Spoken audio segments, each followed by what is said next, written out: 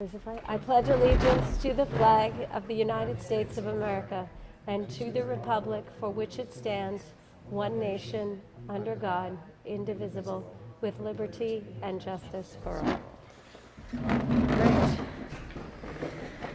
Great. Thank you. And again, we apologize for being a little late today. Betty, let the record show that we met in an executive session to discuss matters regarding collective negotiations pursuant to Article 14 of the Civil Service Law and discussion regarding proposed pending and current litigation. Now we're going to move on to the report from the superintendent. Great. Okay, so. The light is very bad here. Are you okay? I'm good, Okay. yeah.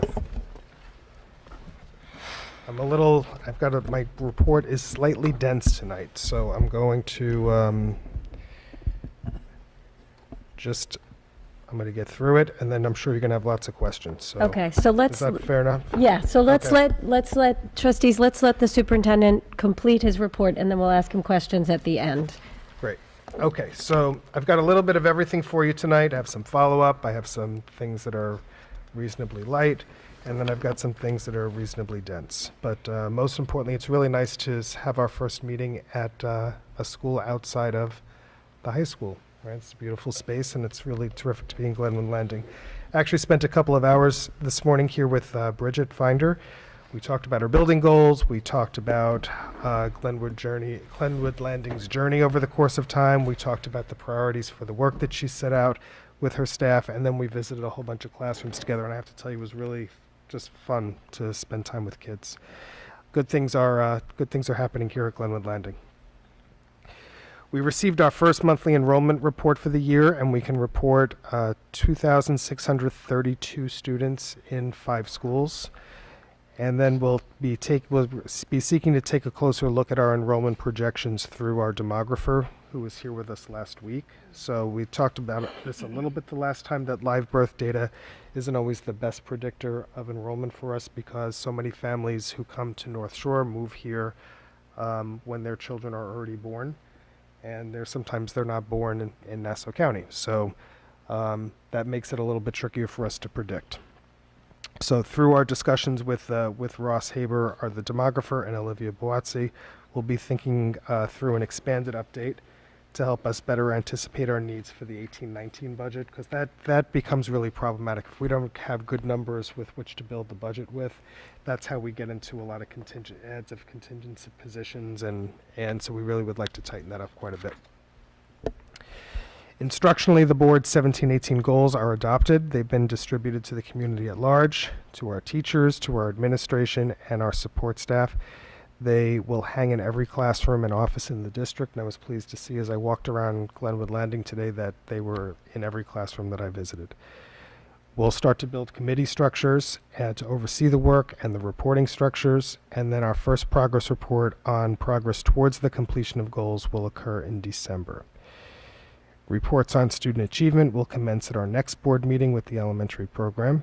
And finally, much work is now occurring around our shared valued outcomes and a blog which is forthcoming but not quite done yet.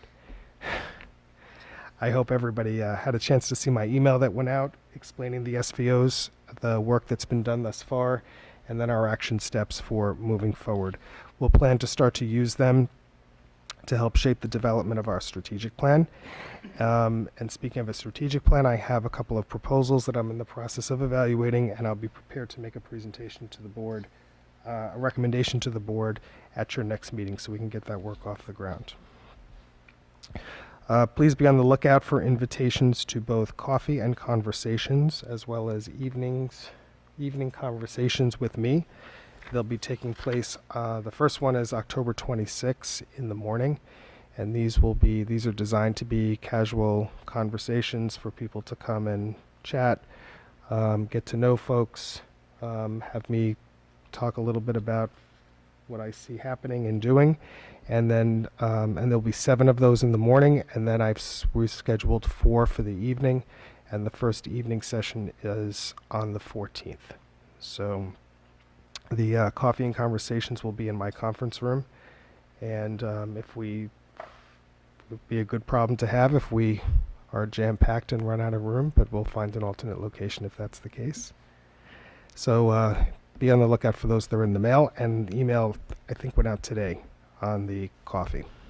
So as a follow-up to outstanding items that I have before that we have been working through, legal RFPs have been sent out. They're due on November 1st. We've actually started to receive responses. Pre-bond and architectural construction management RFPs have been advertised. They're going to be going out to multiple firms, and they'll be due back on December 6th. And then plans to administer the Pride survey are coming together, and we suspect that maximum pricing will be approximately $1,000 per grade. Our target is to administer the survey in grades 7 through 12. Our target date is to get that done by Thanksgiving, and then we should have those results back in the early part of the winter, probably right after the Christmas Hanukkah break. So we'll keep you posted on that. I did want to provide an update to a question posed about North Shore's budget versus the budget of other school districts. This came up at a couple of meetings in August and September. So Olivia and I have done a preliminary analysis using aggregate financial data provided by a report called the ST3, provided by the state. And then with Rob, Rob Klabicki, we've also done some of our own research with our colleagues.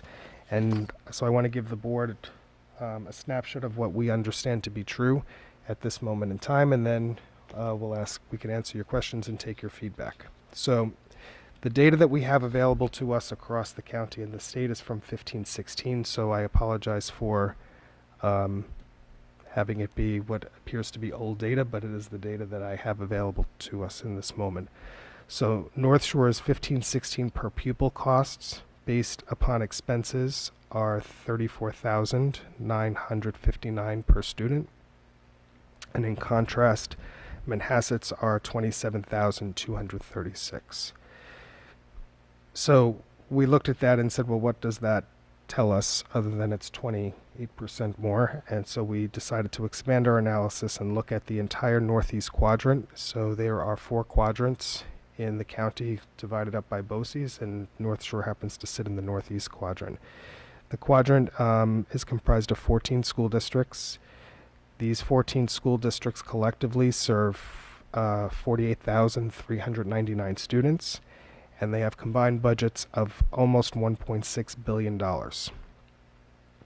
That's what I thought. So when you do the average per pupil cost across all 3 districts, that average is $31,358 per student. So we're about 3,000. North Shore's per pupil cost based on expenditure is about $3,000 higher than the average in these 14 districts. So the best that we can tell, based on the analysis that we've done thus far, is that the main differences in the budgets of Manhasset and North Shore have to do with essentially 5 main areas, right? One is debt service costs. So when we look at the debt service costs in North Shore, our debt service costs are about $4.2 million, and Manhasset's are $2.6 million. One of the other an important factor to consider is that North Shore has 5 schools and Manhasset has 3 school facilities. And when you have facilities cost money to maintain and staff, and so we think that probably has a little bit to do with the disparity. There are several types of programs in different districts. I am not aware of all of the programs that exist in all 14 of these districts. I know what we have. So we have to think as we build our budget, does our budget support what we value in terms of our programming and staffing? We know based on this analysis that we have approximately 30 more teachers than exists in Manhasset. What I don't know at this point is how that entire staff is deployed, and I probably can't know how their entire staff is deployed. But I do know, for example, just as an example, where 9 of them come from. So we have 3 school-wide enrichment services teachers in our elementary program, SWES teachers. Manhasset does not. We have six foreign language elementary school teachers, 2 in each school. Manhasset does not. They actually start their language instruction in grade 7. We start ours in kindergarten. So that accounts for 9 teaching positions, which in the, sort of on a rough aggregate is about $1.5 million worth of budget. So when you start to piece some of these things together, you start to get a sense of where some of the discrepancies come from. Enrollment is a major factor. So Manhasset is a bigger district than we are, and it's serviced by fewer facilities. So there is something to economies of scale. So when you have a school that has 7 or 8 sections on a grade level versus a school that has 3 or 4 sections on a grade level, that starts to impact your staffing counts, because if you start to pull off, so for example in K, what we learned is that average class size for the North Shore schools K through 6 is 19, and it's 21 in Manhasset. How that is averaged, I don't necessarily know how it happens there, but if you think about 7, 8 sections, if you pull 2 kids out of each of those sections, you can start to save FTE. So there is, there's this concept of economy of scales. So assigning value to these items becomes really subjective, and what I think makes the most sense for North Shore is focus on quality of instruction, focus on opportunities for improvement, focus on student outcomes, focus on student achievement, and then make that all part of the larger discussion, which leads us to our budget, right? So our budget should reflect our core values. So as we start to build our budget for 18-19, we should think about the things that we need, and the things that make a North Shore education special, right? So, and we'll be having these, we'll be digging into these discussions over and over again over the next 2 to 3 months as we start to build the budget and work through a strategic plan. So, that's what I've got. Light, heavy information. I can take your questions now. If you want us to do any follow-up on this, we'll be happy to do that. And I'll turn it over to the board. Okay. If the trustees don't mind holding their questions, let's let the SGO do their report, and then we can get into a deeper discussion. Okay? So why don't we have the report from the student government? Okay. I think this is on. Okay. Hi, my name's April Rowell. I'm filling in for Emily Biolsi today.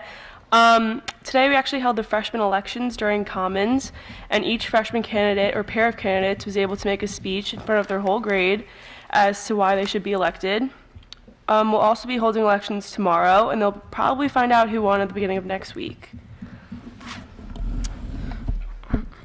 So building off of what we talked about last time about the Harvey donations, we have gotten in contact with about 5 schools and found out that about 2 schools actually need the help.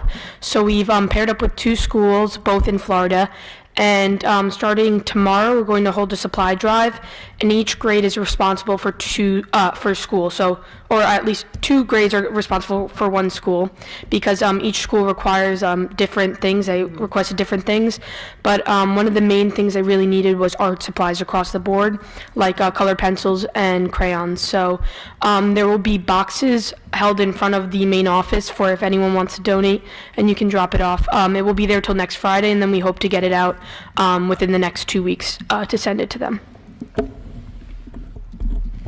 Oh, that's me too. Yeah.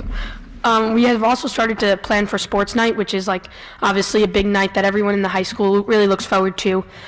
This year we were just talking about at SGO today that it's held on a Wednesday, and that makes it a little difficult for like the SGO people to really make all the posters and formulate the dance, especially because it's the week right after break. So we're planning on contacting Mr. Lang and seeing if we can maybe move it to that Thursday, or if there was a reason that it was made on the Wednesday. But I think as a school it would be best if it was moved to the Thursday, because it gives everyone kind of more time to participate and learn the dance so that we could have the best sports night possible.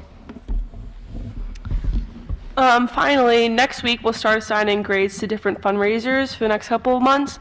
Our goal is to have at least one fundraiser a month and to have each grade rotate who's taking on that fundraiser. For the month of October, we're going to try to do something surrounding drug awareness and that problem. So That's all we've Okay. got. Okay. Terrific. Can, just, if, Dr. Drizzo, do you know about sports night? Have you I been? have only heard of it. Okay, perhaps you guys could just tell Dr. Drizzo a little bit about it, so he knows. So one reason, well, as we said, this year it's planned to be on a Wednesday. And one reason we said that might be a little bit difficult is because every year we spend a lot of time in the beginning of the week leading up to Thursday, making posters and planning the aerobic routine. Each grade has an aerobic routine that they perform. So it's like every student that signs up to participate in sports night they all come together and we make like a routine to some music and we perform in front of all the grades and the parents and everything. Yeah, it's kind of like a massive battle between the grades, Yeah, and it's like a usually field the day. senior win. Yeah, it's like But for some reason, seniors usually win. yeah, but it's like a I don't hyped know. up like field day kind of thing, and it's like just like it's a week of just like a lot of fun, and you're always like making posters, and you go like against different grades, and it's like especially Yeah. like exciting if like the freshmen beat like the seniors at tug of war or something like that. Yeah. So it's like really exciting. Every night we stay after school and we like plan and we make posters together, so that's really fun. So that's a week that sounds like it's full of rich content acquisition and, and Yeah. contextual understanding. Because they discuss physics and chemistry and social studies while they make their Right. posters. It like really Right. builds off of our gym class experience. I Yeah. believe it. yeah. So when was the last time that the senior class was not the victor? It was Actually- supposed to be last year, but It was Okay. we were Jim. It was 2 years ago. No, 2, right? 2? 2017, I think, won their junior. Yeah. 2 years ago. The juniors beat the seniors Years ago. when we Wow. were freshmen. Yeah, I think freshman. When we were freshmen, yeah. And then did they repeat as seniors? Yeah, they did. They won their Yeah, junior they year won and both their times. senior year. Ah, did. Okay. Fun. All right.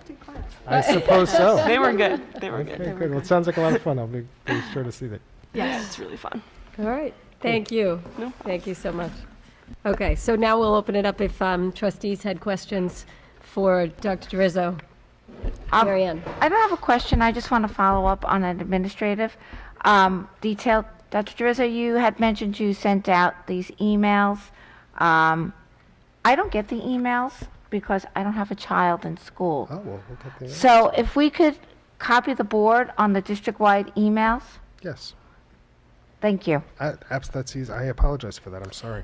We used to have, this is a question for Shelley, we used to have a button on the district website that asked if you wanted to be included in district emails. It is still there. Wait, I was just cut off. That's all I gotta say. All right. Well, we don't want that to happen. wait, Sarah. No, No. no, What? I'm not sure that's true.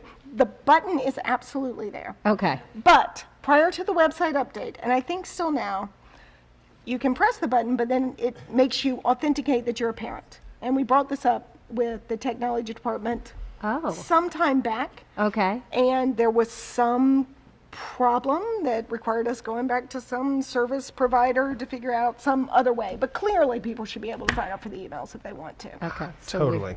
All right. So we'll follow up on the parent authentication, Right. and we will make sure that the board is getting these emails. You should absolutely be getting these.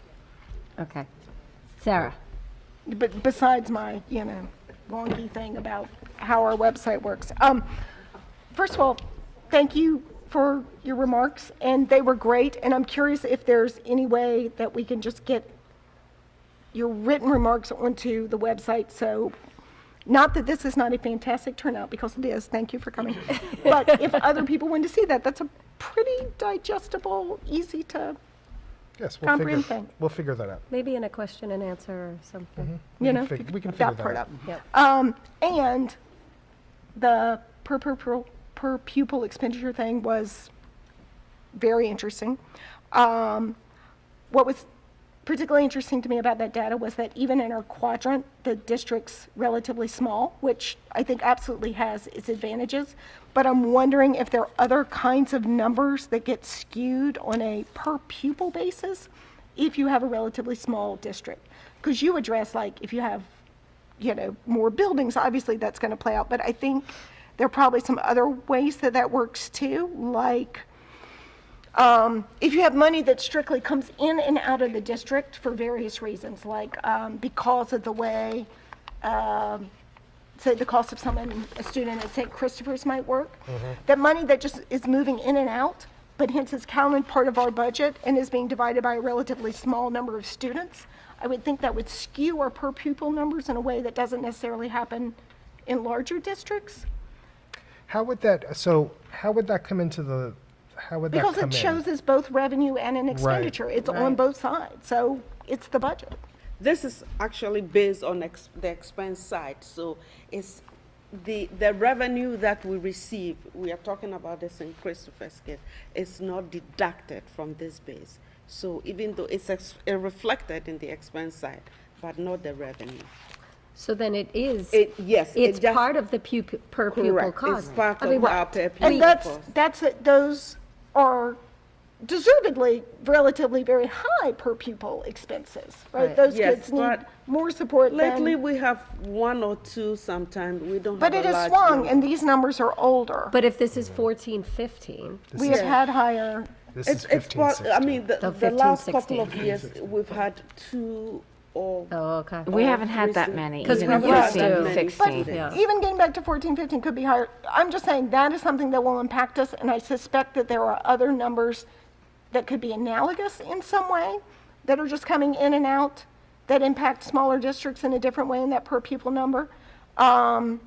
I don't know relatively for a district of our size how many students we have going to private schools and how the particulars of the busing or the textbooks or the health services, again, money that's just kind of coming in and out, how that impacts us. But it just seems anytime you're talking per pupil and you have to divide it by a small, you know, that the ratio gets skewed. You know, so an and- interesting number with regard to transportation. So make sure I'm looking at the right district. So North Shore's pupil transportation costs were $2.6 million, right, approximately. And Manhasset's per pupil transportation services are $4.1 million. Because they don't own their buses. They Right. sold off their buses, so they have to contract out the buses. Right. And when you contract out the very buses, expensive. when the gas prices went up, the contract prices went up. And I so don't- our but costs I don't are, think that was just cost driven. I think that was was cost-driven. consolidation driven too. I think there were some monopolistic effects on So- that we dodged by having our own services. right. So we avoided a lot of the escalation cost by having our own transportation facility. I don't know how it works out if you add in the overhead of the facility. I don't know, do we add in our transportation costs, the overhead of the facility? Yes, it's all in there, okay. So there you go. And that's- we do get a revenue from the But the private school transportation costs facility. aren't, but the private school costs aren't just buses from that analysis we did a couple of years ago. Right. So it's hard to know how that skews it. And then lastly, you mentioned the debt service. So NYSED has some very interesting numbers on how much districts are spending on their infrastructure cost, right? Which could be, you could judge that however you want to. They also have data on the ratings of building conditions. So North Shore, fortunately, does not have buildings that are rated as being in poor, I forget the bottom two categories. One is poor Unsatisfactory. and one's like unsatisfactory. We don't have buildings that have been graded that way from NICEAD because we've spent the money on the infrastructure. And the statistics on the number of districts that do have buildings in that category is very high. Lots of districts have saved money by not maintaining their buildings. So you got buildings in bad conditions. And even if that's acceptable, we all know that at some point that's a horrible bubble. Like at some point something bad happens to you. So I think it's very hard to look at the debt service numbers you mentioned for our district versus their district, right, without looking at, is it because we are properly maintaining our buildings and maintaining as level a debt service and tax levy as we can? Right, and across the quadrant, that number varies so drastically. So for like a low of $113,000 to a high of $26.8 million. Wow. Right? So it just, part of this analysis becomes a little academic, right? Because you're looking at aggregate numbers in essentially a vacuum. So we have a lot of detail about how our budget lines are made, but we have very little information about how others' budget lines are created, right? And then how they are coding different things within their budgets. So That's true too. so it really becomes an issue of, I think what becomes incumbent upon on us for the purpose of this discussion ultimately is, do we feel that the taxes reflect, the taxes that we ask our taxpayers to pay, do they feel they're getting good value out of those taxes that they pay? Do they feel that their kids leave here prepared and are getting a good experience in our schools? And if they don't, then we need to find out why. Okay.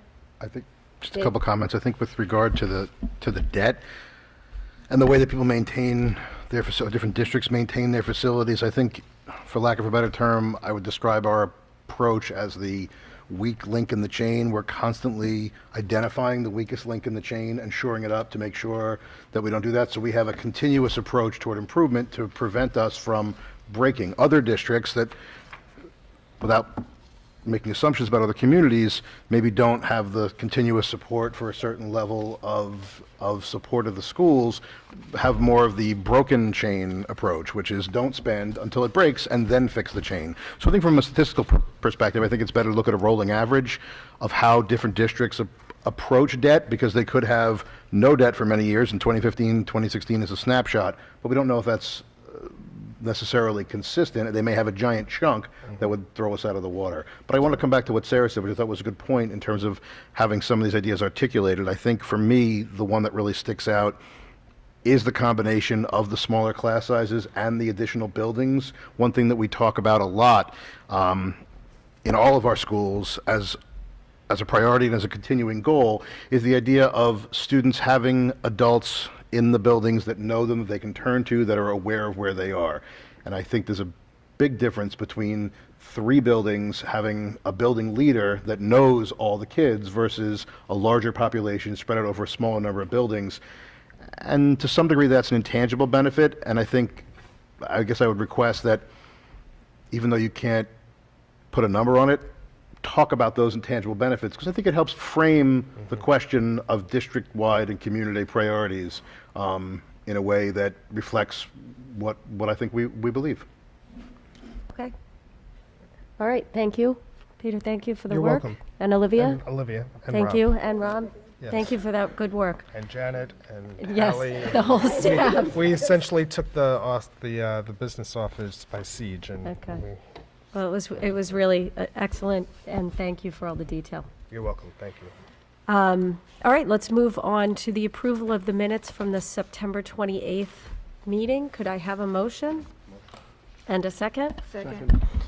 Are there any comments or questions? Just one quick question or comment. I guess I'd like in the Ross Haber section We did have a discussion about some of our questions, about their methodologies and whether they're looking at specific things. We did, yes. So I don't know if, Betty, I wouldn't want to get into the details, maybe if you could just rate, there was a discussion and some questions about the Ross Haber methodologies and accuracy, especially because enrollment seemed to be, I looked in the minutes and it didn't have a number, but it was under the Ross Haber section. Yes. Yes, Yes. exactly. It was during that discussion. I missed a single sentence, just that we had some questions about it. Thank you. Okay. Anyone else? All right, all in favor? Do we need a motion as amended? Oh, yes, motion, do I? I'll just put as amended. Yeah, as amended. All in favor? Okay. All right, let's move on to regular business. We'll start with the budget priorities and the development of the budget process. Dr. Drizzo? Sure. Okay, so even though we just got started with the school year, we're actually thinking about the next school year already. Oh, my And, goodness.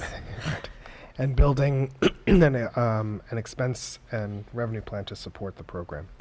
So what I have always found helpful is to get the board involved very early in the process before we start to commit any monies to lines, and engage the board in a discussion about what it is that you would like to see in the budget process, what things have worked well for you over time, what things have maybe you would like to see done differently,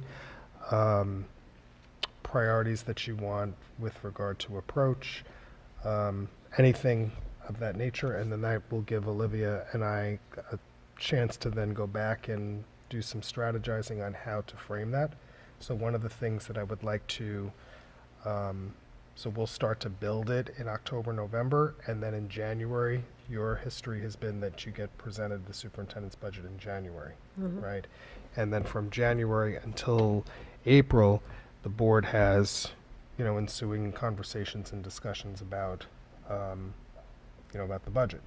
What I would like to be able to do over the course of the spring, because when I present you a budget in January, it is about as preliminary as preliminary gets. And over the course of those months, there are times when I'll have adds to the budget or deletions to the budget based on actual numbers that come in with regard to health insurance, with regard to staffing, and I'd like to be able to bring those to the board and have those discussions with you so it remains an open item for discussion throughout the budget process. So what do you all think of that? Trustees? Herman? I think for a number of years, the budget that was presented to the board was inflated, seriously inflated, to give the board an opportunity to say, this is inflated and you should cut it back. I would ask that the budget be as reasonable from day one as possible, and that we don't have to go through a ritual, and I think that would be a better use of everyone's time. Can I just Yes, add to of course. that? Yeah, that was a change that was made, I guess, my second year on the board with Herman, and we also got the actual expenditures, which we were not given in prior years. So we had requested that as a board, and I found it very helpful to have the numbers rather than just a budget to budget. And I also felt that it was much more transparent to have those actual numbers for the community to see, as well as our financials. And that was a big push that we made about 4 or 5 years ago. One of the things that I would like to see maybe is, especially in light of our discussion about comparisons with Manhasset, is maybe look at things from a program base. So you talk about school-wide enrichment. How much does that cost us from K through 8? There's been some discussions in the middle school that maybe there needs to be more enrichment at the middle school level, and what would that cost us from a programmatic? But same thing with the FLES. We put in the Mandarin Chinese 1, 2, 3. This is my 5th year on the board. It was the year before, about 6 years ago.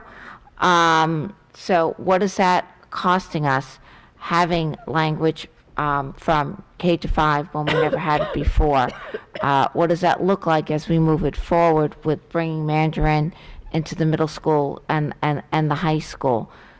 Maybe look at athletics, arts as a whole, as programs, so that we understand where the money is flowing rather than just teachers' guidance. You know, all those sort of big picture ideas that would give the community some insight into where the dollars are going.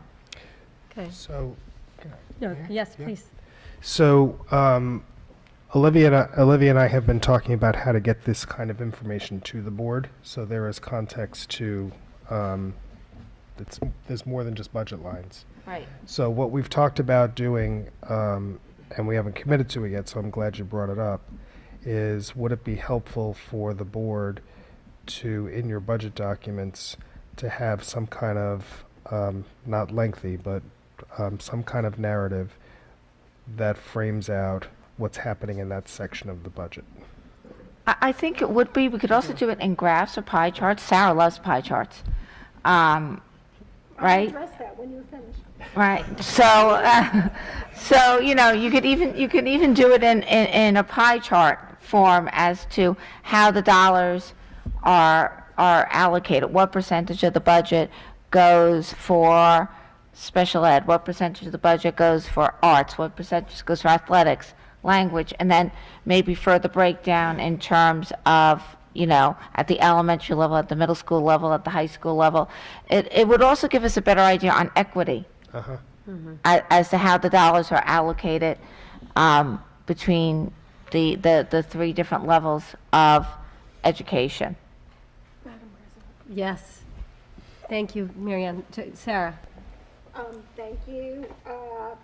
There's no question it's helpful to have the actuals. I can't even imagine how we get through it without the actuals. So thank you.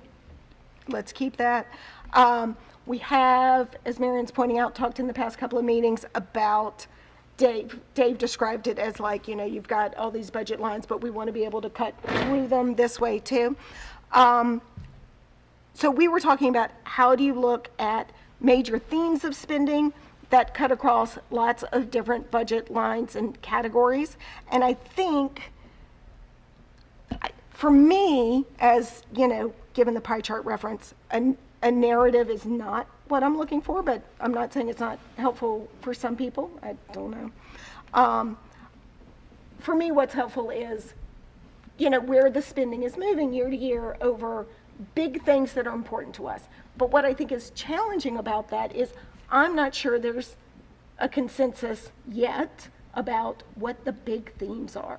So Marianne spoke to some things that you could look at, but in my thinking prior to this meeting, I think my list of what those themes would be feels different, you know, and so I think there's got to be some kind of conversation, right? And you can obviously have, they're all different kinds of themes too, like, but in my mind, right, I was thinking, I really want to know how much we put into infrastructure because I know that appears in a lot of different categories. I would be curious about professional development. I think the support that we give to our teachers is critical, and I believe, and I could be mistaken, but I believe it appears across multiple lines, and I want to, for me, I'd want to make sure that support was there. And again, for me, I'd be like, you know, reading, right? We can talk a lot about how we want kids to read, so I want to see all the places that that's supported. So, and I mean, I can say that these are things that are important to me, and I can acknowledge that other board members can have other priorities, because I'm thinking, you know, the real libraries, the classroom libraries, the other kinds of ways we support reading. But I also want to acknowledge that even just when I think about, in my own mind, the kinds of things I want to make sure we're supporting in a year-over-year way, that those are not parallel, right? I can say to you instruction, infrastructure, professional development, reading, but those are really very different kinds of themes even. So I'm just saying I am not giving you a complete picture because I think the board's got to flesh out a lot more about even the kinds of themes. And then that doesn't even, and that's just all process, right? That hasn't even gotten into the discussion about what we think is important to spend money on. Like, we know there are equity issues, and some of them seem significant, and absolutely do not believe we can solve them without spending some money, particularly since we know, for example, that it's low-income students who seem most impacted relative to countywide sort of learning standards. That's going to take money. So, and that's a conversation, not just how much money, but where and all of that. We know that in technology, we're pretty committed to upgrading the wireless networks because of the smart bond issue. So I feel like that's worth reiterating that, you know, we need to maintain that commitment. I think wellness should be a budget priority in some sense. That, you know, when you talk about, in many senses that are very core to what we do, substance abuse, anxiety, recess, how kids feel connected to their school community, which was also like a big finding in that equity study. Right. It's hard to believe none of those have a budget impact.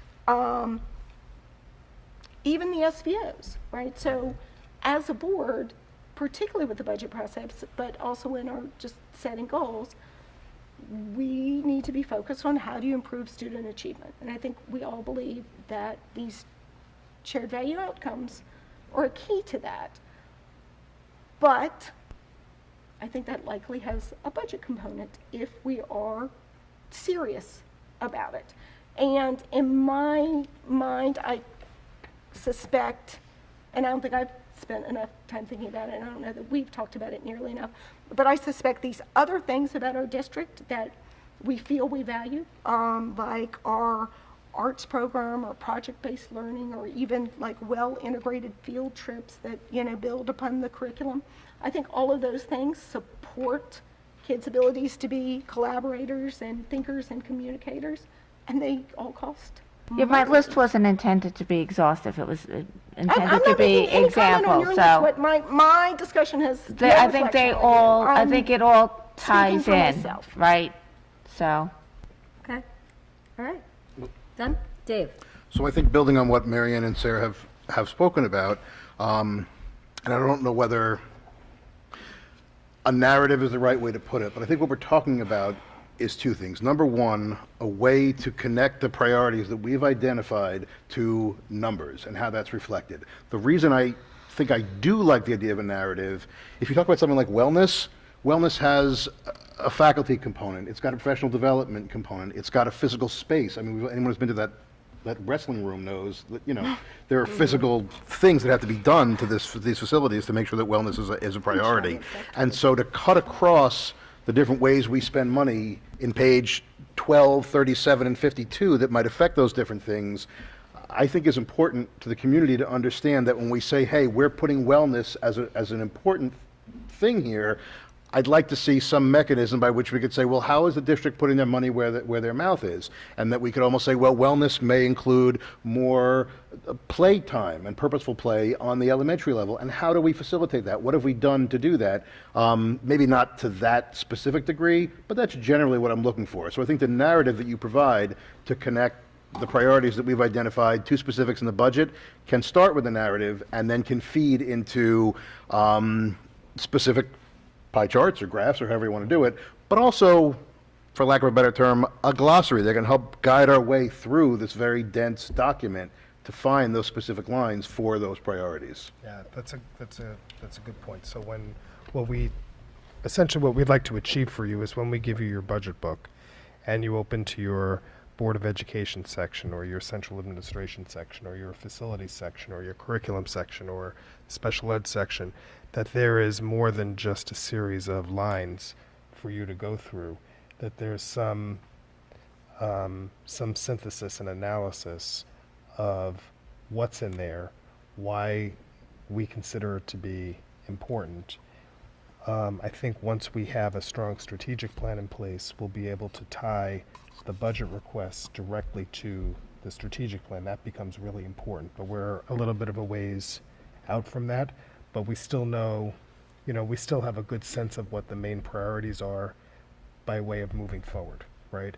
So that's kind of what we're thinking, right? And then we can do what I can do for the board is between now and the next few meetings, we can mock up a section get it to you, have you take a look at it. We'll take sort of a nice light section, and you can give us some feedback on what we have in mind. Okay. And we can tweak it, because the budget book is for, the budget book has to be designed so you understand it, and that, the average layperson in the community can pull it up, and it should be able to really tell a story. Okay. I think in your review, could you also see if there are any savings possible? Yes. We owe that to the community to Yes. take a careful look, not only at priorities and how we can enhance those priorities, but whether there's some savings that can be realized. Absolutely. Okay. All right, thank you. Let's move on to the bond, an update on the bond. Okay, so that's very, very brief. So we have a construction steering committee planned for next Tuesday. Thank you.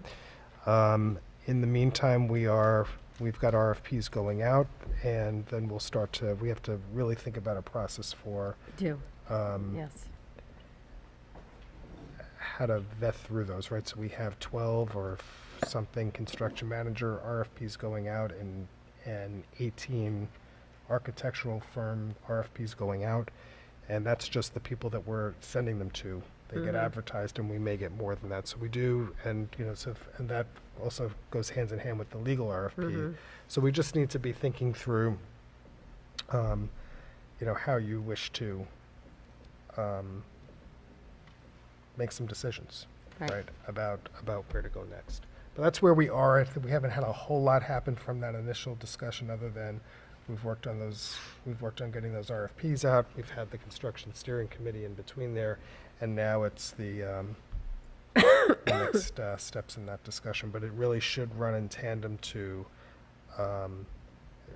it should run in tandem to the development of the strategic plan. So those two processes should be running simultaneously, so they're not in conflict with one another. Okay. Sarah, you look anxious to say something. No, I just feel anxious, but when do we expect those RFPs back? December 6th. Okay. I think what we need to do is put ad hoc committees of the board together to review, a committee of people to review the legal answers to the RFP, then put a committee of the board together to review the answers from the construction, and then also, and if we feel like the construction person can also handle the architects as well, but I think it would be smart for us to have a committee put together, an ad hoc committee together to review them, and then make recommendations on the board on who we would like to interview, and then interview as a group. Okay. Should we go ahead and talk about what the committees would be? Because I think there was also maybe a conversation at some point that we need to agree to some rubric in advance about how to evaluate them? Correct. Because that's some work. We do. We need to have a rubric to evaluate equally, each of the RFPs equally. So perhaps if we put a legal ad hoc committee, and Mary Ann, you being our legal person, perhaps we could put you in for that, and anyone else, there can be 3 of us. I would like to be on that committee as well, if we can add someone else. Maybe Herman? You have a lot of experience. Look at him, he's not. Didn't sound like Herman Floyd. Yeah, but it was my voice. I always volunteer Herman. I'll be glad to serve. Okay, so if the Excellent. 3 of us could work together to put together an RFP, a rubric to evaluate the RFPs that come back, and let's see if we can find something to start out with. We'll see if we can find something to work What with. would be helpful, Betty, is if you put the current retainer letter in Dropbox, so Okay, we'll everyone start can look there. at what this, and the RFP itself, so everyone can look at what we are requiring and what we are currently paying for services as put out. Okay?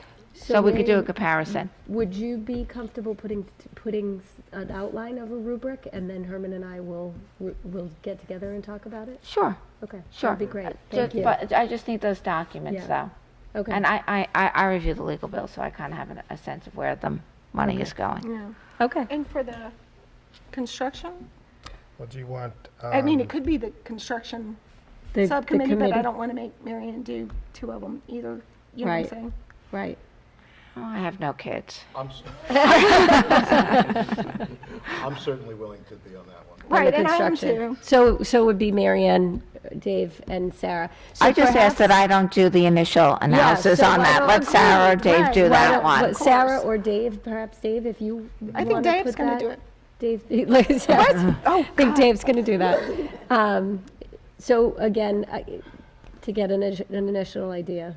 You sign because you're sad you don't have a... No, I'm not sad. Okay. He said Okay. because I volunteered him for the legal. That's why he To said. clarify, you're looking for a framework by which we will evaluate this. Exactly, exactly. Right, like it's the list of things you're going to rate them on and the scale. something Right. like- the- You know, just for your information, when we do RFPs professionally, we actually get the responses in, and then we create a matrix based upon the responses. So you could have something like their retainer fees in one box, what's included in the retainer, what's not included in the retainer, what are your outside the retainer fees. We could probably take the bills with Olivia's help and sort of figure out what we spend on average on things that fall outside the retainer, like special education disputes, other litigation, anything that would fall outside, like the LIPA, that would fall outside the umbrella of the retainer. And maybe that would be a framework. I don't know if you want the responses in first to do the framework to evaluate them, or do you want, usually you do the sort of charting after you review the responses. I think it would be helpful to start, well, I mean, we could just review the RFP first and then sit with the responses.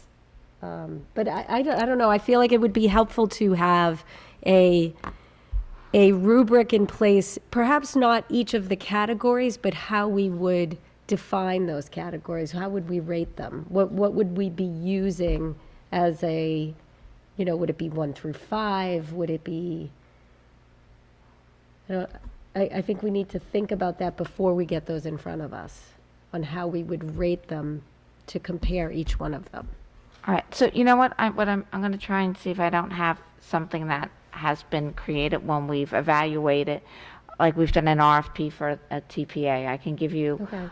sort of the graphing that That we've would used help. for that, so that would give you, so we're not talking in the abstract. Exactly. Right. That would be helpful. Okay. All right, great. And perhaps if you share that with Dave, then Dave can use that also Yeah. for the other ones. No problem. Okay. All right. Do you want administrative liaisons to these? Do we want administrative liaisons? I think he's offering us, I think he's So do offering you us need help. I think help just said from yes. Olivia, myself, or Rob? Yes. Yes. Yes. Okay, The answer to that would be yes. okay. So We want Olivia. We all need Olivia, because it's the numbers, really, I think at it's the gonna end be of a the bit day, right? more. So you're going to need the Yes. numbers. So unfortunately, Olivia, you're on the hook. all right. All right, we'll sort that out. But thank Okay. you. That's good discussion. Thank you. Okay, good. So let's move on to the comments from the public. Oh. Do we have, we have a stand up here. Can you come up and tell us your name and town of residence, please?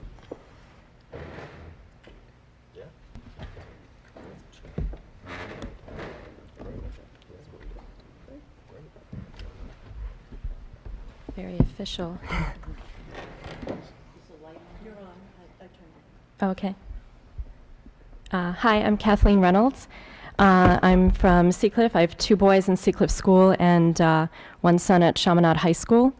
I'm here as one of the parent representatives of North Shore CASA because we had a recent meeting where a number of parents were, we were a sector basically of CASA, and there were a number of questions that came up among the parent sector that it was discussed would be a good idea to bring to the board and, ask the questions and perhaps have some discussion.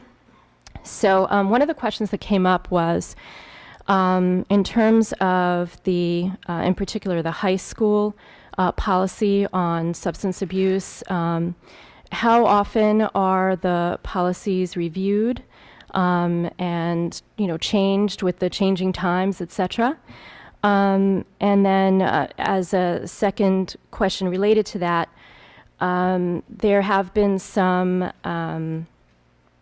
reports of non-enforcement of policy that parents have experienced through their children, basically telling them that there hasn't been enforcement of policy.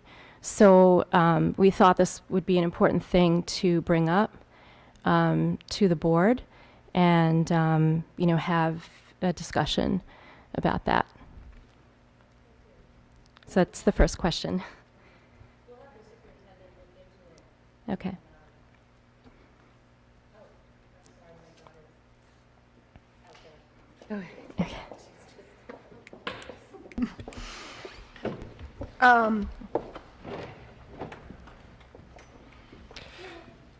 I think the president is correct.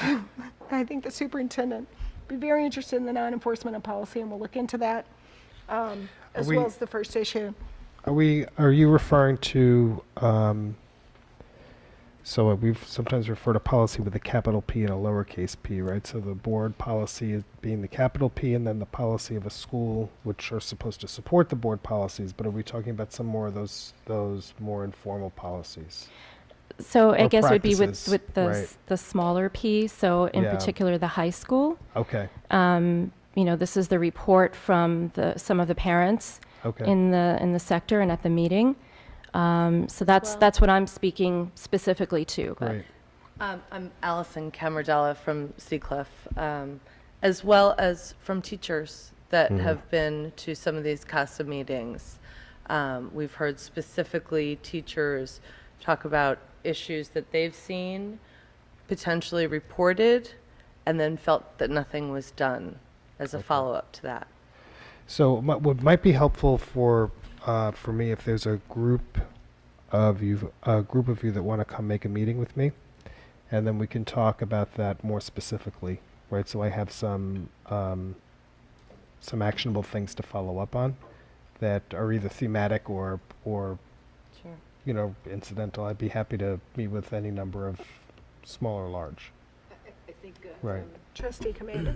I think also it would be a great idea to make those policies available. I know that they're can be found on the website, but I can certainly make a commitment to get exactly the policies, so you have those things, then we can discuss the issues that are happening as non-enforcement. Yeah, and just as a one example, I did look at the high school's website to just familiarize myself with the policy, and one of the things that I noticed, and it could be just my read of it, so take it with that grain of salt too, but in particular, the smoking tobacco use, the policy says the use of anything resembling a tobacco product, such as an electronic vapor cigarette, is also not permitted.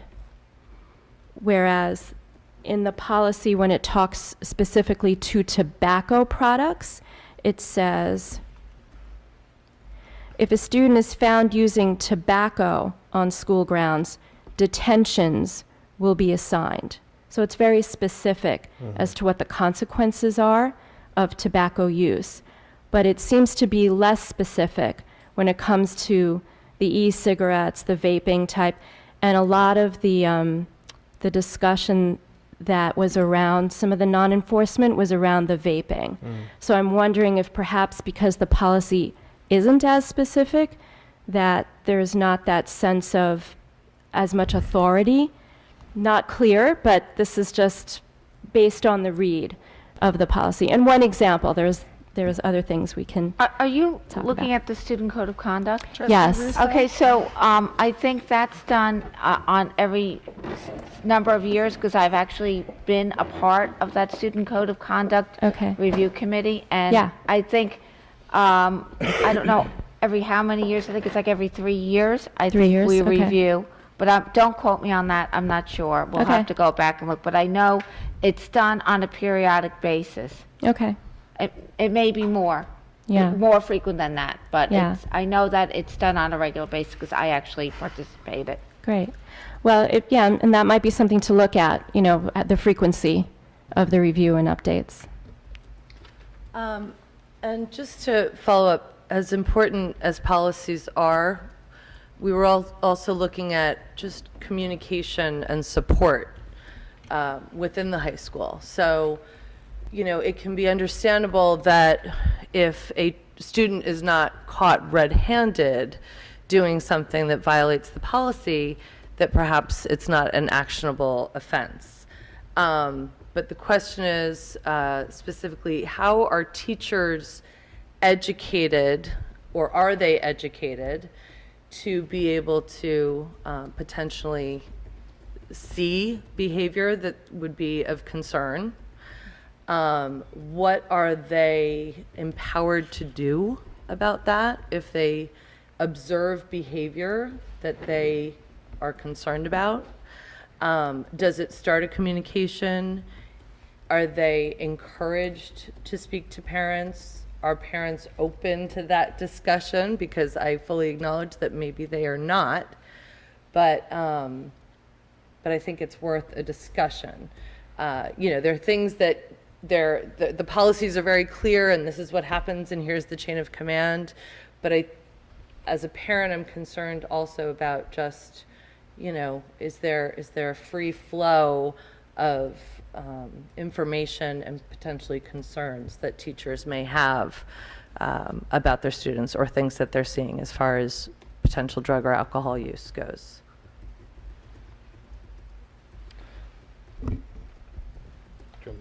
Yes. Okay. So I don't know, right, the answers to all those questions, but I can certainly get them. What we know to be true is that we want our teachers to be able to know what the warning signs are, and then have a protocol to address those concerns, right, that protect the rights of privacy to the student, to the family, that gives that is aimed at shaping behavior in a positive way, right? So we have to have, I honestly don't, I just don't know the answer to your question about what exists and what doesn't exist, but I will certainly find out. And what I think we need to do better, based on what I'm hearing tonight and over the course of the past couple of months, is the strand of communication around the import of this issue, and then how, as a community, so not just the North Shore Public Schools, but the North Shore parents and the North Shore students and the Nassau County Police and CASA and all these different groups come together with a common purpose. And the common purpose is, for at least for me, I mean, it sounds very simple, but in an application, it's actually quite the opposite. Is how do we increase kids' protective factors against risk for use and abuse of tobacco, alcohol, drugs, right? And when we can start to wrap our arms around that and harness some education around that, I think we'll start to make some inroads. But we're at the beginning of that journey as a community, and we need to find a common voice in this. So I'm not even sure the answer exists to your question in this moment. I don't want to mislead you, but I will certainly go back and direct an inquiry into what's happening here, because we really need to get on board with this. I would say the parents would be very open to, at least the parents who are in the sector of CASA would be very open to just discussing concerns, et cetera, and so that we're all kind of on the same page. Great. Well, let's get a meeting together so I can really hear everybody out and make a plan for moving forward. Can I ask them or add? Dave, you want to go ahead?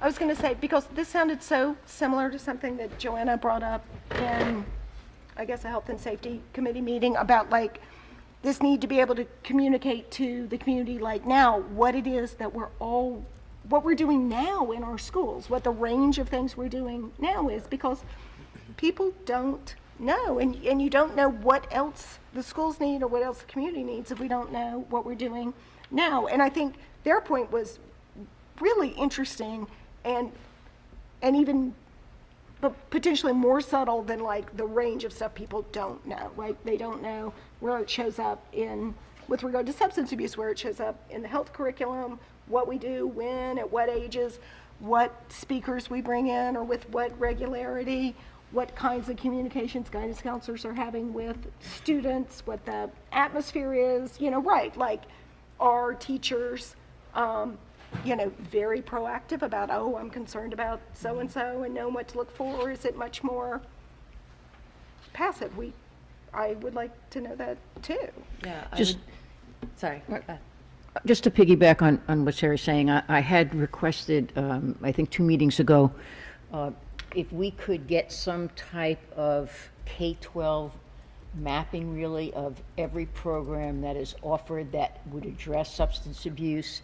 I think then we can identify the problem areas or areas that we really need to concentrate and do some training and do some education and do some workshops.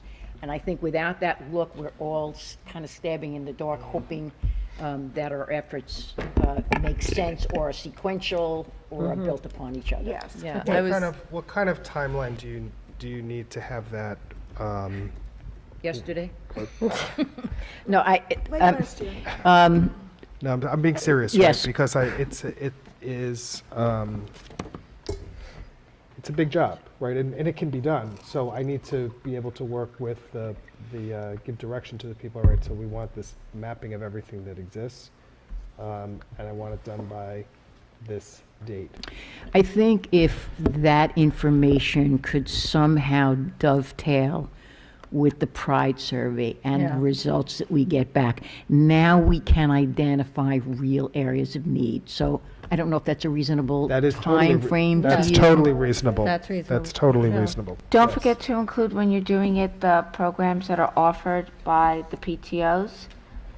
Every year they bring in speakers. They've brought in Dr. Dewey. They've brought in a few people at the high school, pretty much annually, different speakers and programs. So Absolutely. don't just look at what's done in the school, in the curriculum, but what is done by the parent organizations at Absolutely. the different levels. And I know they do it in the middle school as well. Social host law, they Right. bring in the detective. So I just want to make sure we cover all that. Dave? I think it's great that you're here asking these questions, because I think it's important that we codify and know what is being done, so it's very clear. You also alluded to something once or twice in what you were saying that I think is another point that is worth mentioning, which is, in addition to knowing what the school is doing and what we can do and what we're training and what we should do, there's also the part that I heard from you and I heard from people in the community, I hear from people in the community all the time, which is the denial aspect of it, and that you're obviously here, you've taken time on this evening to talk about this and attend this meeting and be leaders in the CASA group, but that for so many parents, this is someone else's kid issue, and so once we know this, I think the trick or something that can lead to more positive results is the dissemination of that information to all parents and letting those parents know that it's every kid, as we all know. It's not every kid, but it could be every kid, and it certainly is families with multiple kids that many of them are going to college and one of them is in trouble. And what we do as a community and as a school is important, but also what we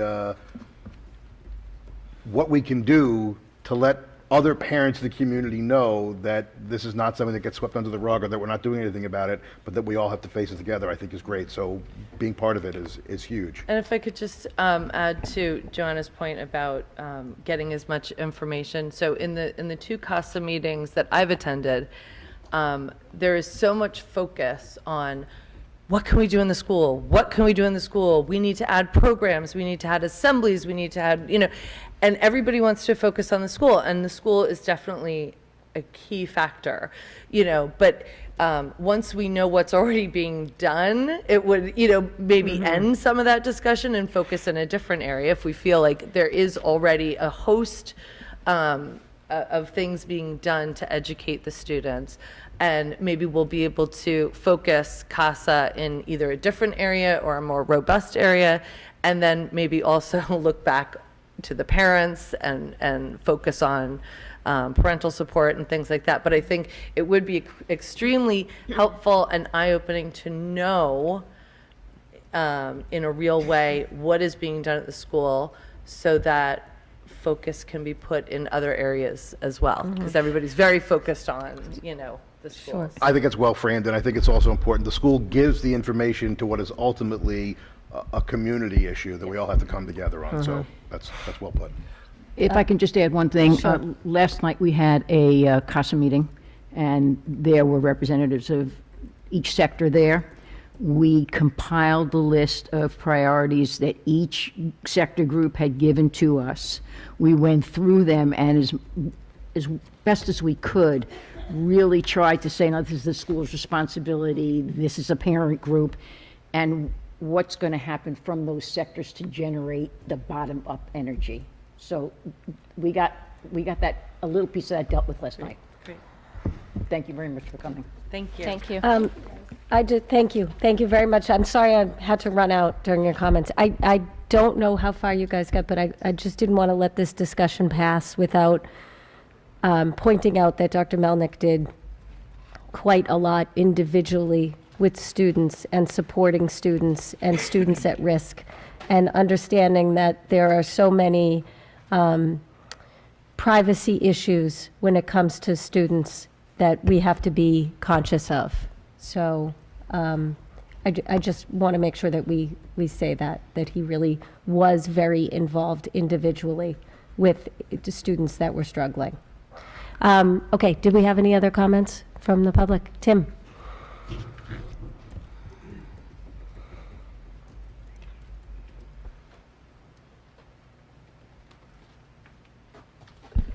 Tim Madden, Seacliff. Just a few issues.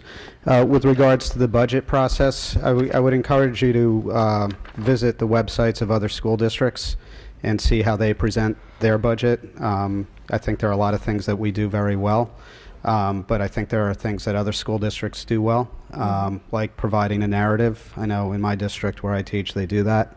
There are other things that we do much, much better here. In terms of the overall budget process. But I'd also encourage you to include revenue. I know I had asked that last year, and eventually it was put onto the website, but I think if you could put anticipated revenue. I know it's not always precise when you don't know state aid, but I do think it's useful information. And also some of the other information my district puts up is tax rates of all school districts in Nassau County, and we compare quite favorably. So I think that's information that ought to be included in the budget book as well. I wasn't at the last meeting, but I was watching the video of it earlier today, and I know that Trustee Labadie had asked Dr. Giurizzo to take a look, had asked for an update on the attendance policy in the modified sports program in the middle school, and that he said that he was looking at the data regarding that, and I was wondering, just a couple questions. Is that the superintendent's decision ultimately? And I'm just wondering if Dr. Giurizzo did come to a decision on that particular issue. I have another meeting on this tomorrow morning, Okay. so it's still in progress. Okay, thank you. And then I know, and I appreciate Trustee Russo bringing up for discussion the issue on the exchange trips. And she had said that it would be a good idea to have that discussion at a board meeting. Is that something that the board is intending to do? I know Trustee Russo had raised it, and I don't know if you're intending to put that on as an agenda item. With regard to the athletic with regards to the athletics policy and specifically what trustee Russo had raised, Right. which, and I know she wasn't taking a position on it, but she did say it's Right. worth having a public discussion on that issue regarding the foreign exchange trips. Right. I hear what you're saying, and I think we're giving Dr. Gerizzo an opportunity to catch up and be fully apprised of the program and the policy and what's happening, and then we'll decide if we're going to put it. So my answer is right now, we don't have an answer as to whether we're going to put it on a future, but we have asked him to look into it. So it's not as if we're not paying attention to it, we're just not ready to make a declaration on which direction we're going to go to review it. Because remember, it's not our policy, right? It's the athletic department's policy. So ultimately, I want I understand it, and I don't want to, I know you've heard my argument. It's a policy that affects other departments. I get So it. it's not just an athletics department policy, it's a school-wide policy. Right, but again, it's not a board policy, so it's something that the superintendent needs to be fully aware and fully understand all of the entire school aspect of it, just like you're saying, before he comes to us with how we're going to handle this. So, being that it's only early October, mid-October, and he's been here for a few months. But I give do him more think, time. Tony, that, I know that Dr. Gerizzo is new to our district. I do think this has been a question that has been raised for over a year. That really hasn't been addressed Well- by us as a board formally. I And don't think I think, that's- just let me finish. I think it's been raised by a number of parents, and it is a concern, and we've kicked it off to the Athletic Policy Review Committee, and we never really had a board discussion about that policy. And whatever side you come out on it, I think it's a question that the community has repeatedly raised, and I don't think that we can just ignore it. That's Okay, my well, position. I'm not intending to ignore it at all, and I don't think that we have ignored it. We created a policy committee, there was an athletic review, there was an athletic policy committee. The policy committee went over it, they gave a recommendation, and nothing changed, you're right. So, and we had open meetings for parents to attend to discuss it, and they didn't attend. So it still needs to be discussed. But, just discussing something over and over again is not going to get us to what a few parents want. I want to give the opportunity for our new superintendent to look at this and look at what's best for kids. So I want to give him that opportunity before we as a board discuss it. I'm just saying, I think we really need to revisit this as a board, and I do agree with Tim. I think it's beyond an athletic policy decision, and I think it's something that has been raised. I think it is a concern of the community, and I don't think the community thinks that we have addressed it. And I understand that it may not be the next meeting that we talk about it, but I do think, I'm just putting my 2 cents worth in, that I think this should be something that we should discuss in a meaningful manner. Okay, Sarah? I do think that somehow, that despite a very long and in-depth process, that the community still seems very unsettled about it. There's no question we need to give our new superintendent time to feel like he has enough context to participate in our discussion.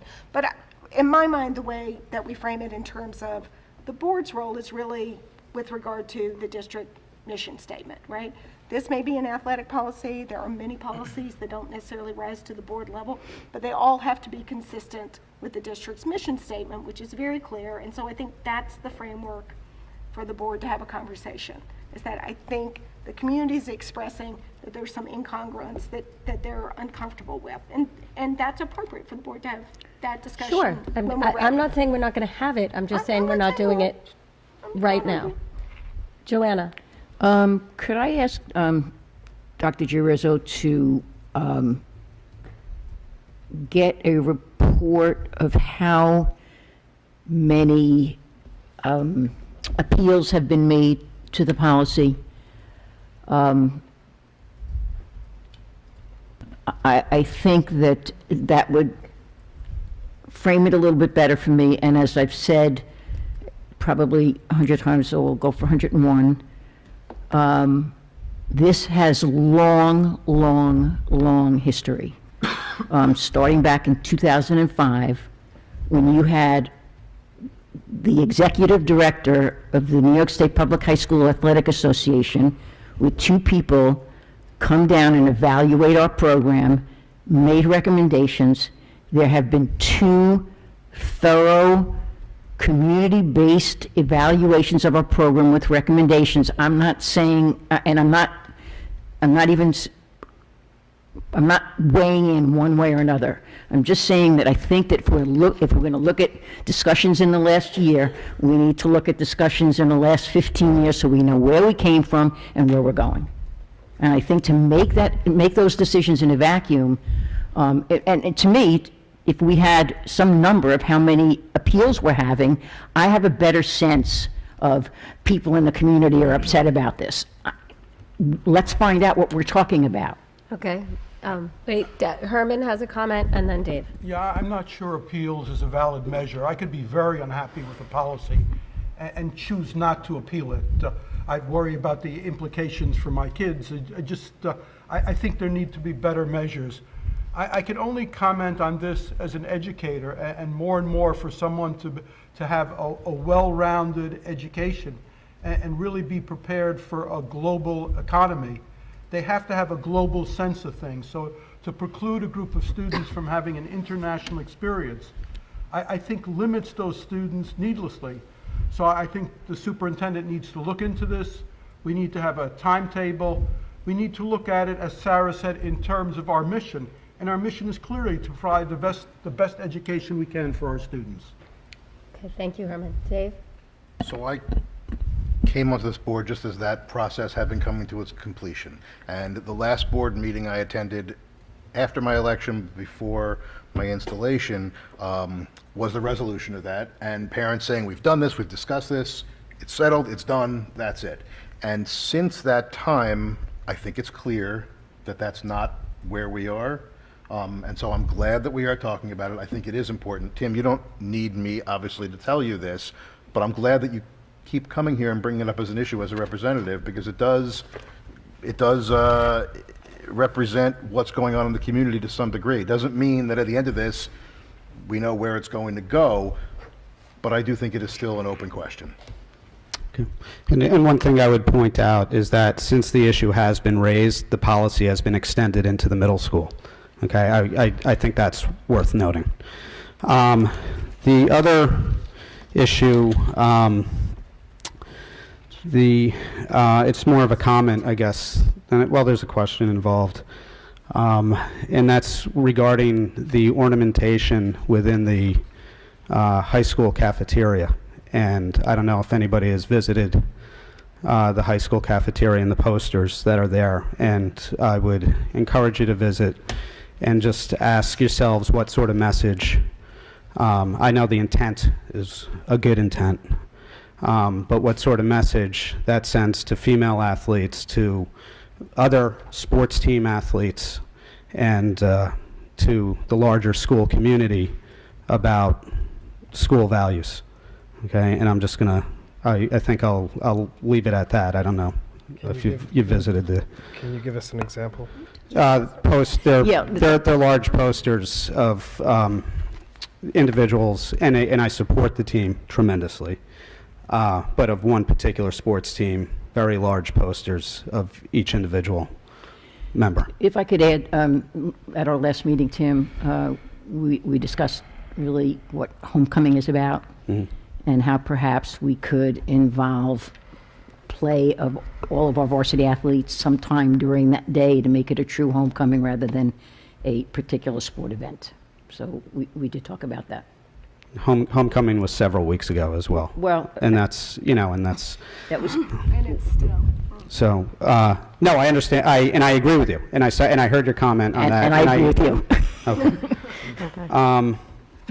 And then my last question is concerning the district website and the ADA compliance, which I think is great that, you know, we're pursuing that.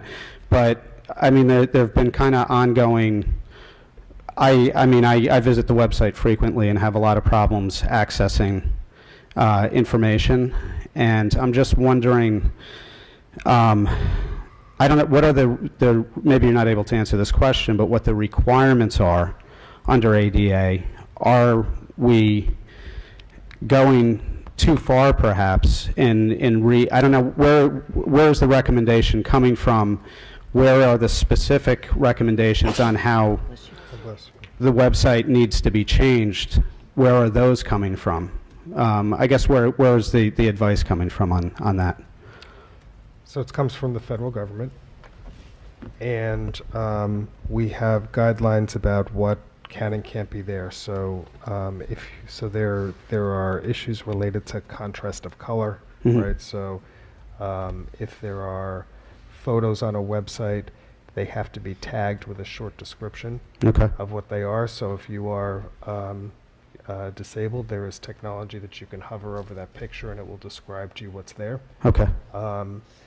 You can't have, everything has to be in PDF format, so it's commonly read, and uniformly read.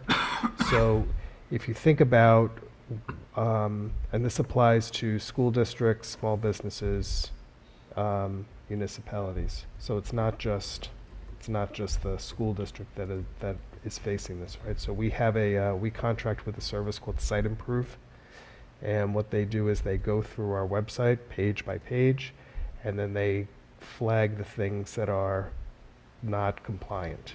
And then they don't fix them for us, but they let us know that they're there. And then Shelley and our web people fix it.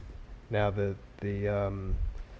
complicated part of the website is that any link that touches our that we link directly to can put our website out of compliance, which is why we've been working on the teacher pages at the middle school. They haven't been direct links, right? So you have to copy and paste that link into a new web browser and then open it up. So the teachers are working on that, and we're trying to build some common structure for them.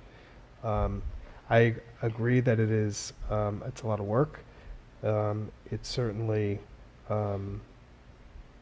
cumbersome, but I think the goals of what is being sought to achieve are right?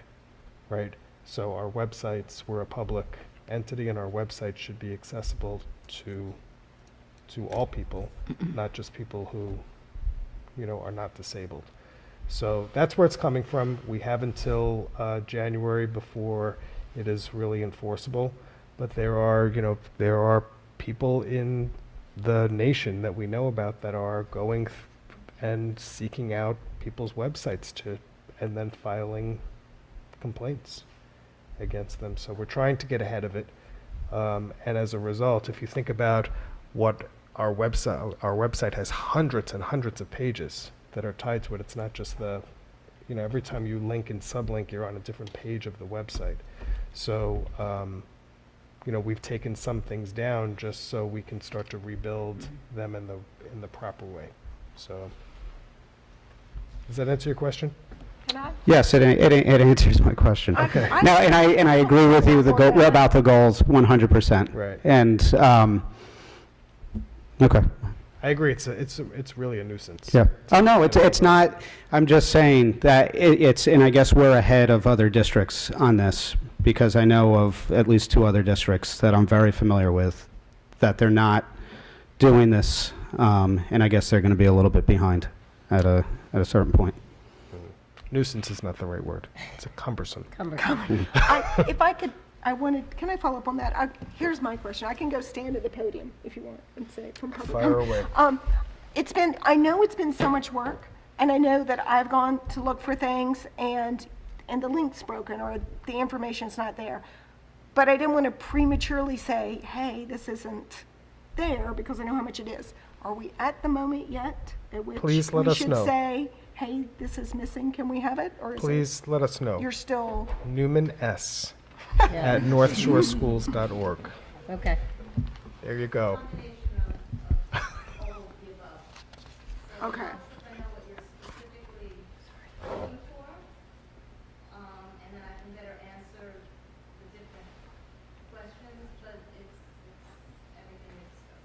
All right. I can Okay. be very specific, but that doesn't mean it'll be narrow. But, you know, that's me. You know. But please email and call Shelley Newman. Okay. All right, thank you. All right, thank you. Thank you. All right, if we do have any more questions? No? Okay. Let's move on to action item C, which is personnel. Could I have a motion? Motion. I have lots of motions. Motions and seconds. Any comments or questions? All in favor? Okay. Action item D, the approval of budget transfer. May I Motion. have a motion? I have a motion. Could I have a second? Any comments or questions? All in favor? Action item E, approval of agreement with Jeff Gottlieb. Could I have a motion? Motion. And a second? Second. Any comments or questions? All in favor? Action item F, approval of agreement with Center Stage Players. Could I have a motion? Motion. And I have a second. Any comments or questions? I have a question. Yes, Rich?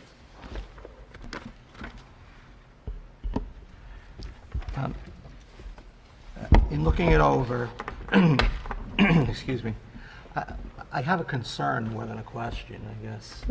And my concern is that the productions that we put on here are wonderful productions, and we involve lots and lots of kids. My concern is that we have a very talented faculty and staff who are capable of doing some of the things that we're contracting out for.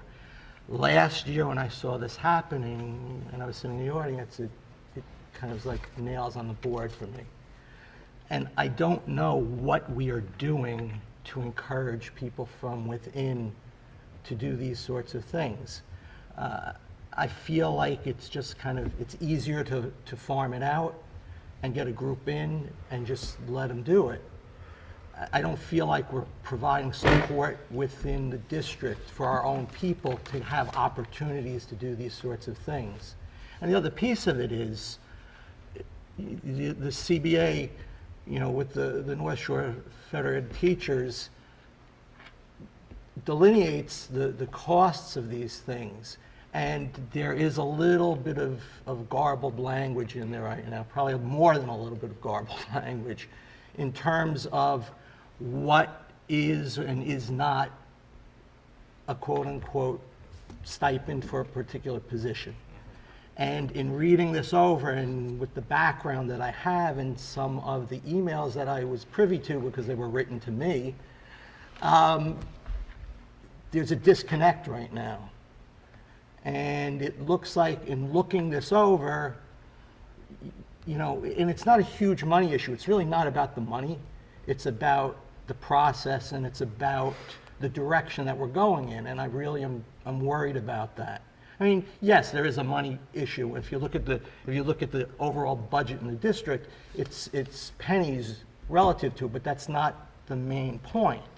The point is, I don't really see that we're encouraging these positions to come from within the district.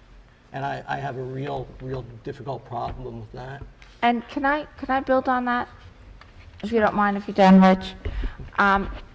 We were very fortunate for many years to have a very dedicated group of parents who were involved in these productions and worked closely with the faculty. And the students really had a very good hands-on experience. And we had a number of students go to school and pursue professional careers in directing, in lighting design, in acting. Last year, we hired the outside people for the first time, and I understand there were time constraints, and you can't force someone to volunteer, obviously. But we had an incident, and it was not this group of people, let me make that clear, where for the middle school play, I forget why, it might have been a weather-related issue. The person who was supposed to do the lighting design for the middle school production that we hired didn't show up. So the students actually designed the lighting. And I know this because my son was one of those students. And he said to me after, he said, "Mom, I wish they had let us do that from the beginning, because what I had to do in the last 11th hour was do this lighting design." And he said, "We really missed an opportunity for me to train the kids who are going to come after me to do this work." And he thought that, especially with the middle school productions, this is a great opportunity for the high school kids to train the middle school kids and the younger high school kids. And I know from my daughter working on the production, said she every year volunteered to do the stage crew at the middle school to help supervise and train. And that's how they got kids capable when they came up to the high school level to take over these tasks and to encourage their involvement. And I think by bringing in outside people that we're losing really good teachable moments, both for our kids to learn at the younger level and for our older students to learn how to guide and instruct other students in it and work with younger students and work with each other. So I would like us to look at when we're doing these productions, maybe we'll have to sacrifice a little bit of quality, but this should be about our students' experiences and expanding their experiences. Okay, thank you. I agree with what you said, and I think there's a tremendous value when our students are working outside of the classroom with people that they're used to inside the classroom. Sure. They form that bond with them that they may not quite get in the same way in the classroom. And I'm not talking just about faculty either. We have very talented support staff as well that are willing to do these sorts of things. My concern from my perspective is it isn't being encouraged. It's just basically, this is just the easier way to do it, and we're not going to worry about it.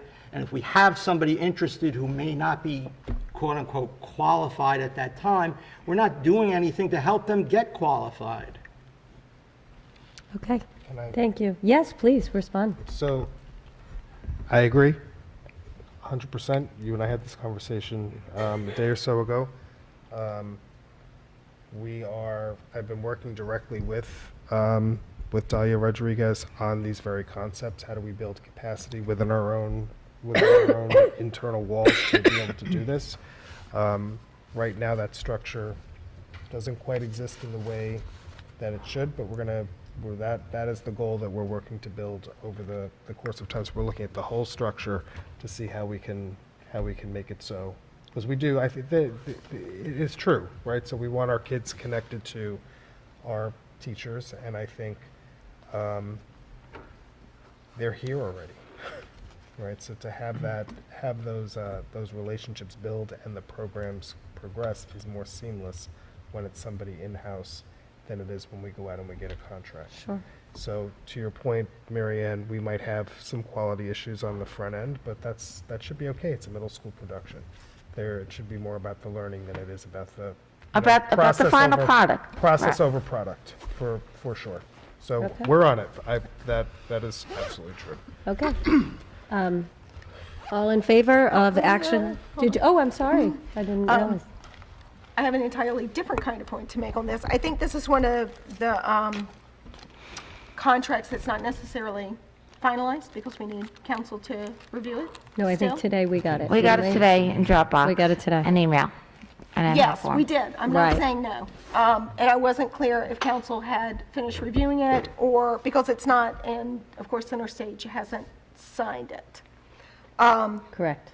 So my point being, not so much that, but when we're in these situations where the other party hasn't signed it, council hasn't reviewed it, because that's going to come up a couple of times, that I think we need some mechanism. Should there be material changes after we say, yes, this looks good to us,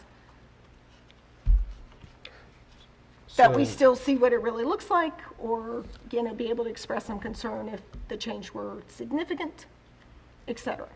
So we would want to put those into Dropbox for you to see and let you know what's happening.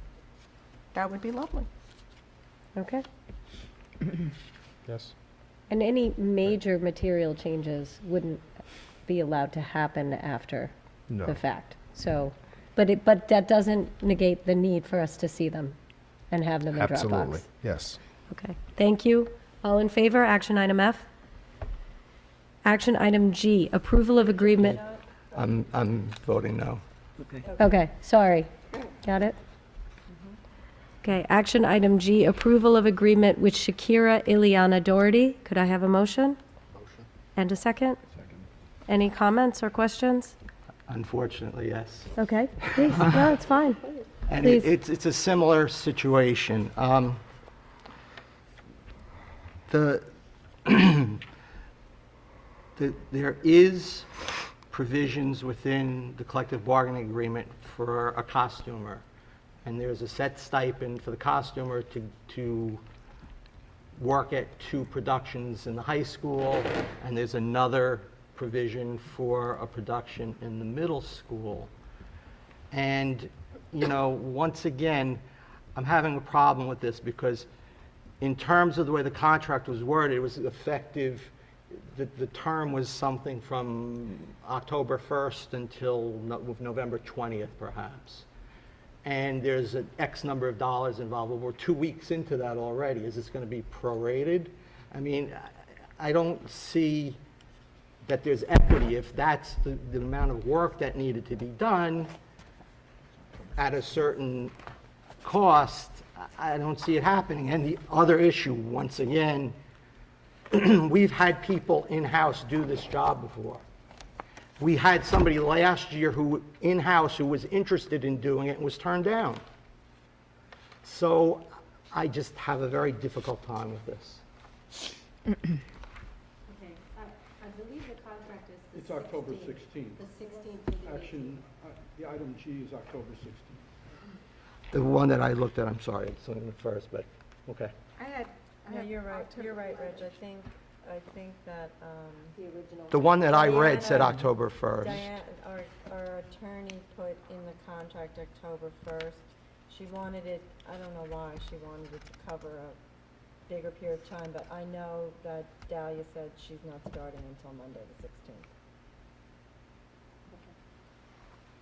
Well, thank you for your comments. Is there any other comment? Again, it's another career that someone could have, and again, it's a teachable moment. We did have an outside person do this, which we used to pay them to do it for many years. I think it would be great if we really if we really did it internally so that we could have someone working with the students and have the students participate in actually the costume design. We have a class with the fashion design. Maybe we could make that part of their credits, or encourage them to also participate. If you've ever been to the senior fashion show and seen what the students produce in the fashion show in terms of designs that they've made and created on their own sewing machines, I think that if we could get them involved with costume design, it would really enhance the learning experience. Thank you. So, action item G, could I have all in favor? And against? Action item H, approval of agreement with Maxim Shidlowski. Can I have a motion? Motion. Can I have a second? Second. Comments? Comments? questions? All in favor? Okay, action item A, approval of agreement with Long Island Counseling and Alcoholism and Drug Dependence, LICAT. Could I have a motion? Motion. And I have a second. Any comments or questions? I have just a comment. Joanna and then Dave. There's some great description here of the type of services that we're providing. So this could be an excellent piece that should be put into that mapping, because they're really doing some great things, albeit for one 40-minute period. Well, that was my question. Right. Sarah, I mean, Joanna, you ready for me to go? Go ahead. Okay. They basically covered everything regarding substance abuse and health and wellness and addiction in what seemed to me like a very short, very traditional school assembly that I am not, I'm sure there's value to it, but there either is much more they could be doing. I guess I just want some confirmation that this is the tip of a much larger iceberg. Is it? Yes. And when we get what those two parents had discussed with us about all the things that we're doing, we'll see what's under the surface as well? Absolutely. Great. What the district really needs, as I said before, is the community, not just the district, is a comprehensive approach to how we'll start to provide education on this issue. Right. So awareness is really important, and this is a good first step, but it is certainly a very first step in a lot to come. Correct. This seems like something that way back when I was in school, Yes. they would do this and wasn't necessarily the most effective communication. I would agree. Action item I, all in favor? Right. Let's move on to J, approval of special education services contract. Can I have a motion? And a second? Second. I have it. Questions, comments? All in favor? That was J, sorry. We're moving on to K, approval of stipulation of agreement. Can I have a motion? Motion. And a second? Second. I have a second. Yes. Comments or questions? All in favor? Action item L, approval of special education services, the IEPs. Could I have a motion? Motion. And a second? Second. A second. Any comments or questions? Thank you, for going Joanna. through them, Joanna. I will never be late again, I promise. Ever. All right, all in favor? Thank you. Thank you very much for that. Action item M, approval of agreement with Barbara Nelson. Could I have a motion? Motion. And a second? Can I have a second? Any comments or questions? I'm sorry, just really, I read this 3 times. We're providing 30 hours of driver training to our staff? Why are we doing? We're required to. That's the answer. That's a good answer. Okay. All right, all in favor? All right. Action item N, approval of special use permit with the County of Nassau. Could I have a motion? Motion. And I have a second. Any comments or questions? All in favor? All right. Now we move on to comments from the public. Anybody? You do. You do. Otherwise, they won't get you on the. I thought you were going to put a search party out. We did, and you showed up.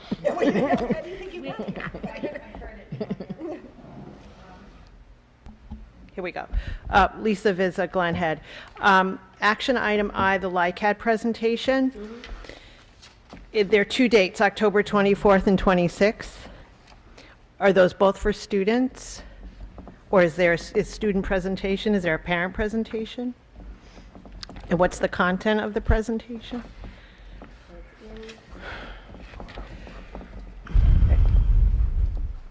I believe Risa Berg is doing 2 presentations for students.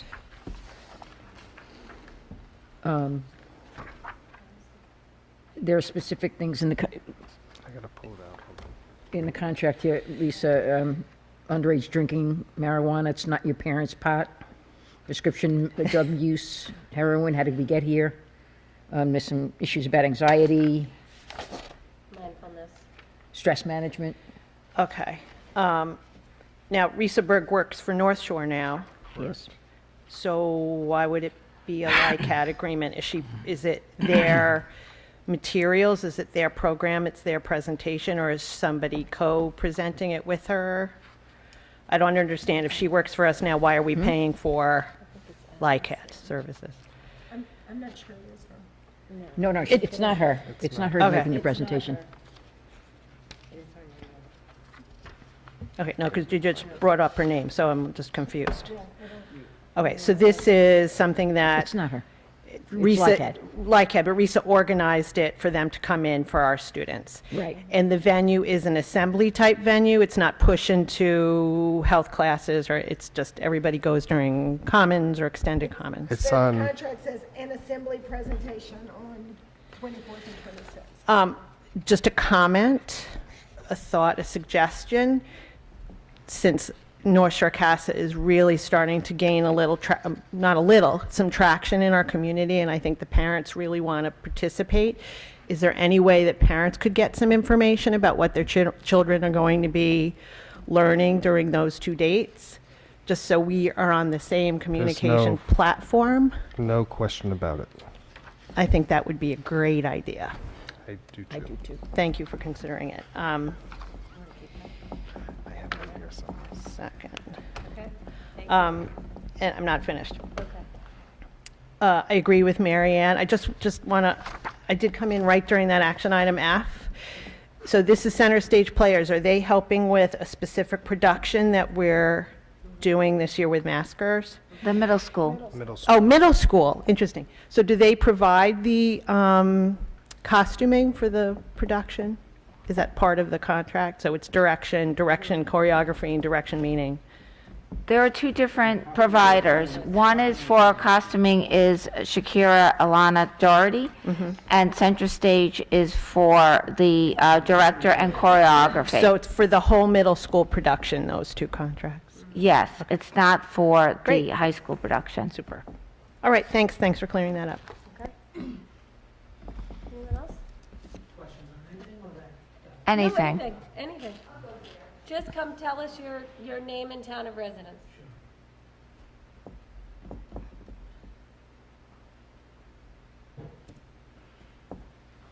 Good evening, Danny O'Connor.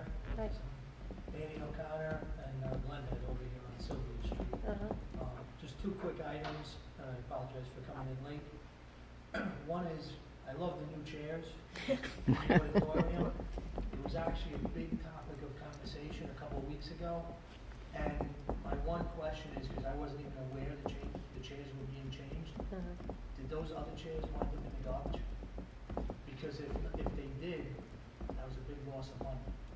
That could have been used to repurpose and resell to the auction houses, because they were vintage auditorium chairs. So I don't know if anyone ever thought of that or it was discussed. Unfortunately, I passed one day and I saw what looked like to be a chair. I didn't even know the project was going on, in a dumpster, and when I came back, the dumpster was gone. So it's just something, when we do capital projects, I repurpose a lot of stuff myself. Those chairs go for anywhere between $100 for two and 200 for sets of four. Didn't we talk about selling them? I thought we did. We talked about it. I have to get you the specifics, but what I want to mention is that, you see the sides here? They were all repurposed of these chairs. Yeah. Yes, we sandblasted them and used them again. Which is great. So some of them we kept. It's not everything that we threw away. Just something to bring up, because it actually came up at another meeting, a parent meeting, where we may have raised funds for the PTSO or something like that nature. And my second thing was just to bring up, I know it's been a big thing, and unfortunately, there's not many people here tonight at this meeting, but some of the other meetings, the bills with the water company that are ongoing in this community. I personally am fighting the water company on some properties I had, where they've been real unscrupulous with their gallons and things of that nature. I do know there are monies that were given to the school district from the senator's office to help offset that as we were hit with that. So I'm sure there have been some conversations, but again, in the community groups and the neighbors, those conversations are growing as this problem is getting bigger. And are looking for some relief in some form to utilize those monies to make sure these bills don't get outlandish until we hopefully get to the point of condemnation or eminent domain and take back the water system. You know, one prime example, just so you're aware of the bills, an elderly 90-year-old that received a $400 bill for 1 month, another elderly 90-year-old for $950 for a month, and myself for a house that I had just built, sitting empty, that they told me went through 45,000 gallons of water in 42 days with not one person in the house. So the bills are outlandish. It's a big problem. I do know, again, there's monies there, so I just ask that you take it seriously as the community speaks to you about it, about how those monies are appropriated to help offset some of these issues, because it's only going to get worse if something's not done about it. Tony, do you want me to? Yeah, we did meet with George Pumbar and his other group, community leaders, Peter, Last Dr. Monday. Jerizo, myself, and Sarah. Sarah, why don't you, we did Sure. discuss all of these issues. Absolutely. Thank you for Yeah, thank you for coming coming. and bringing this up. There's no question that's enormous concern and issue for everyone in the community, for ourselves too. We all have the same water bills. And I'll go further to point out that the school district has the water bills, and those have gone up significantly. And I'm wondering if we should also request an audit. And the school district's even appears to be in the ironic position of charging property taxes and then having them sort of charged back to us on the bill. So there's some very significant issues that the school district has to do in terms of being good stewards of taxpayer funds. And I've heard this too, in the meeting we had and in conversations with the community, the issue with the money that came from the state legislature because of the anticipated issues with property taxes with the closure of the Glenwood Landing Plant. The school district initially had $5 million, and we have been trying to very systematically and consistently use that money to offset the tax levy over the past several years, and to do it in such a way that we can continue to keep the tax levy as level as possible going into the future. Large one-shot fluctuations in spending or revenue impact every taxpayer here. So, for example, when we all voted last May, last year we used $1 million of the LIPA money, and that's why the school district's tax levy actually went down slightly, very slightly, but that's actually why the tax levy from the school district went down last year, was because we were using that money in anticipation of all the changes that were happening, and we will absolutely continue to do our part as we have done. Thank you. Unfortunately for you, as a board, it's probably going to get to the point that you're really going to have to sharpen the pencil for your next budgets, because I can see a big problem happening with the way the community is speaking, and you live in the community, so I'm sure you hear it also, but people are at this point, and when we get to this point, things start to go backwards. So just something to, if there's some fat here and there, whether it's landscaping or some different line items that we've looked at over the past couple of years that maybe we weren't vocal enough, you might want to step that up before it gets to that point. All right. Thank you for your comments. Thank you. Appreciate you coming. Thank you. Okay. So now we'll go to old business.